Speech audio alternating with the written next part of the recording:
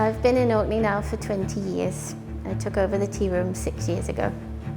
As you can see, we're in a beautiful location. The tea room itself has been here 13 years.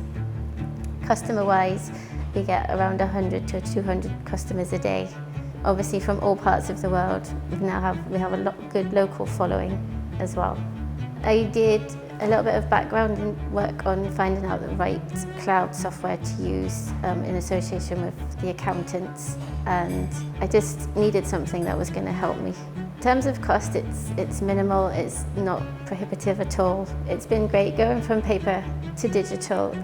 Previously I would take hours manually editing and making returns to having it all at a click of a button now.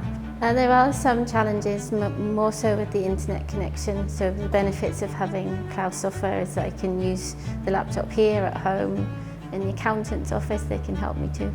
Being able to see the information on a monthly basis is really helpful to forward plan and plan staffing, supplies, and forward planning for the quieter winter months.